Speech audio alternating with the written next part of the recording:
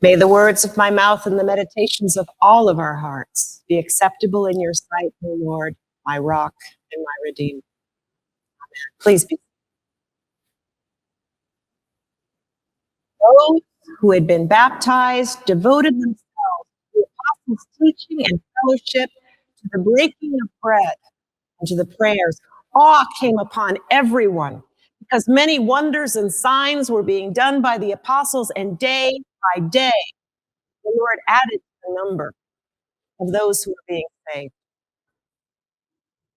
I get caught up in the momentum of the book of Acts, which is the adventure story, really. I mean, think about it, the adventure story, the breathless, action-packed adventure story of Jesus's followers in those earliest days after the resurrection. Can you even imagine? Stand with this for a minute. Can you even imagine what it must have felt like to live this moment? To have witnessed the violent public execution of your beloved teacher and leader, governing power in authority, to find 3 days later that he actually lived and walked among you? They had to have been in a state of sustained shock, generational shock, decades and generations of shock, because trauma like that doesn't leave us quickly. We know that. They were figuring out what this meant for their daily lives. We know this because Acts is not a record of whether they were choosing to use right one or right two on Sunday morning for worship, or whether it was better to use Sarum blue or purple at Advent. Later religious scholars and teachers developed these traditions to help us remember what's important about living in the kingdoms. These first Jewish followers of the learned Rabbi Jesus, they considered themselves a movement within their Jewish faith that noticed new things about holy living. The Jesus movement is referred to in Acts as the way. The followers are not called Christians until about midway through the book, as the movement begins to grow. Remember, last week's reading from Acts concludes about 3,000 people joined the way after Peter's testimony that Jesus was the Messiah. And our reading this morning concluded, day by day, the Lord added the number of those who were being saved. Our beloved retired presiding bishop, Michael Curry, he's the one who made Episcopalians famous with his awesome sermon at the royal wedding in 2018. We don't get above the fold very often. We have to notice that when it happens. He always refers to the Episcopal Church as the Episcopal branch of the Jesus movement. Our charismatic, amazing presiding bishop, retired presiding bishop, was not telling us to leave behind 2,000 years of our beloved church's traditions. He was just urging us to keep the main thing, right? And to be sure that our infrastructure, our traditions, our trappings, our customs, our language, and our rules didn't make it hard for people to connect to the church.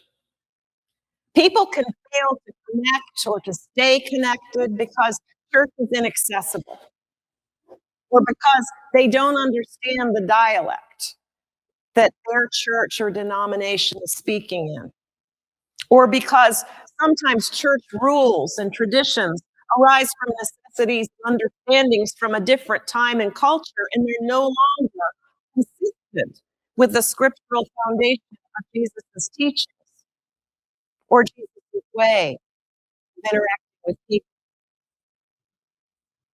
Stephanie Speller, an Episcopal priest, a member of presiding Bishop Michael Curry's staff at the National Church, she recently released her book, Church Tomorrow, question mark, as in coming with me, or will there be one, or however you see it. It's a reflection on the nones and the dones. That's not nuns like the Sisters of Mercy. Nuns are those who had checked the word None next to the religious affiliation box on a questionnaire. Increasingly, especially among younger generations, folks have been stepping away from the church, not necessarily from God, but from institutions that have felt distant, rigid, or untrustworthy. The duns are those who have been part of the church, sometimes for years or even decades, but who reached a point where they felt finished, worn out, or disconnected. They're no longer finding life there. Does any of this resonate with you? Do you know anyone in your family or anyone of your friends who used to go to church but doesn't anymore? Maybe because of rules about divorce, fears of whether they'll feel welcome, or whether what happens at church feels complete and life-giving, like also find community.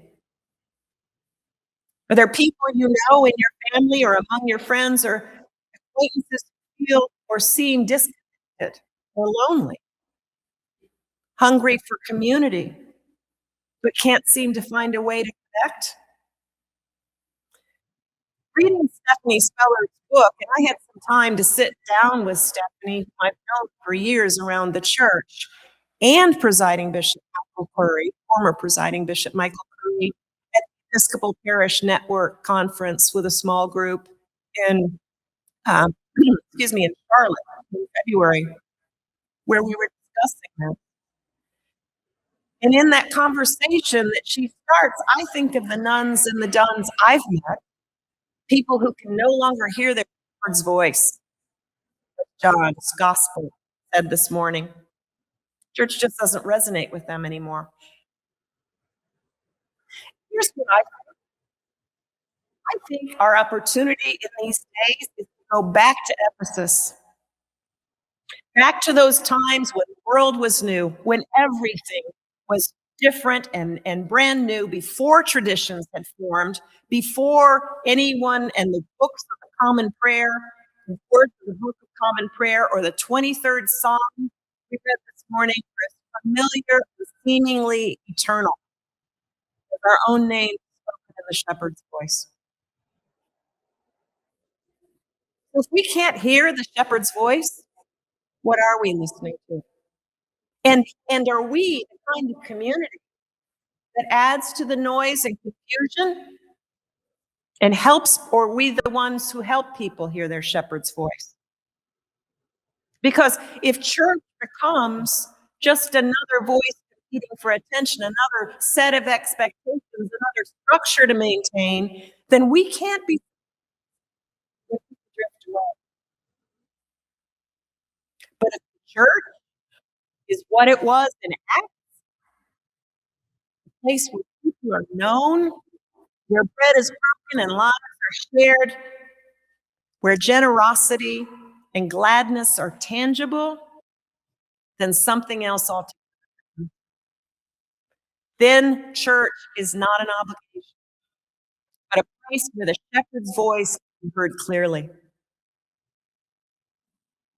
That's where I find myself thinking about our salvation and about others who have joined our community these past years, these years of pandemic and politics and illness, war, as so much has changed, and we're carrying so much trauma and uncertainty. Like the followers of the way in the first years after the resurrection, we're running around with our hands in the air. What do we even do? We're processing fear, traumatic change, and enormous political uncertainty in real time while simultaneously trying to figure out how to live our lives together in community. And what really matters in this context? What really matters is exactly what we read about in Acts: staying in community, sharing meals, and continually promising God and each other and ourselves that every day we'll try to do the next right. We'll say sorry when we're wrong and try harder next time. And we'll treat ourselves and each other with love and respect and dignity. That's the recipe. It's not more complicated than that. All will come down upon everyone, as we read today in Acts, because many signs and wonders will be done under these conditions. And day by day, the Lord will add to our number those who are being saved. The people of God come into community, sons or whoever they are, not because they have spent decades building structures, traditions, but because they are seeking purpose, connection, and meaning. A sense of a way to listen for God in their lives. And what matters most, not programs, rituals, or policies, but authentic relationship. It's always relational before it's institutional.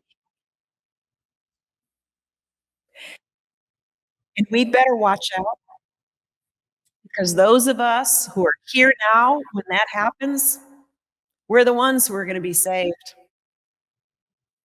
When we connect with each other, whether we're giving life advice or whether we're helping somebody fix his computer, it's always true that the helper is the one whose heart is transformed. Through our relationships, we're drawn back into the heart of the gospel. We've seen it happen here at Emmanuel. Our life-giving collaboration with Newport Classical daily builds a future that neither one of us could have imagined on our own. The Community Bridge welcomes everyone to make their home at Emmanuel. Our salvation teach us things we never would have known without them and expand our hearts beyond what we ever knew was possible. Our angel space gives us community and a place to gather and form. Yoga gives us new ways to connect with God and each other. The pollinator garden is both a symbol and a worker bee, helping our whole community to blossom and bear fruit. In the community garden and beyond, deep relationship and authentic community bring Jesus to us. And that's how we're going to hear the shepherd's voice.